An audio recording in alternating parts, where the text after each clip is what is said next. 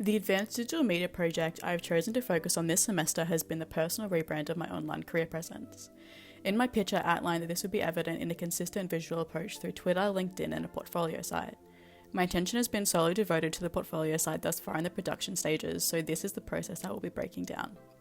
To my unfortunate surprise, website design is a lot more time-consuming and expensive if the goal is to stand out. I held the assumption that my previous WordPress experience would be a stable pillar of skills, however I have not been able to achieve the level of quality I want. I currently have 3 websites live at the moment, with 1 being pre-existing and the 2 being freshly designed. Each avenue has their own pros and cons of use. My method of attack was to first break down which areas I wanted to change. The opening impression is important, so the homepage is key. The banner, while hand-drawn, serves no purpose and takes up a lot of space. The goal is a professional and clean approach. Examples I liked included a brief self-introduction on the homepage, as well as posts being displayed in a minimalist way. Less is definitely more.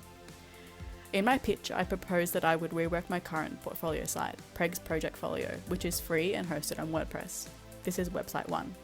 The logic behind this was that the content already exists as posts, and the site has the bones of clear menus and categories for things to slot into. The pro of having content already live is also the con of this method. I could not seem to dramatically change the layout enough, even with a completely different template due to the existing structure. The inability to move things around seamlessly was my first roadblock. My solution to this was to start from scratch on a separate WordPress site. Website 2. By making a new site, I hoped that I could have more creative freedom, but still within the means of a platform I'm familiar with. I had a lack of a plan in approach 1, so this time I wanted to have clearer design ideas. Pulling from previous assessment work, a few key colours were identified that could translate into a design identity. Where approach number 2 starts to unravel is from 2 main roadblocks: increased costs and unclear marketing points. The no-cost version of WordPress does not offer additional CSS customization or a unique domain name. It is currently called pagesutton08.wordpress.com, which does not scream professional. The themes are also limiting when specific aspects cannot be changed, like fonts and add-ins. With the existing site, due to projects already on there, it creates a sense of expertise. When starting from scratch, not only is the time increased by copying content over, but the scope of work is redefined. This had me stuck in the mud. I was feeling a little defeated, so I decided to switch website providers. Website 2.5.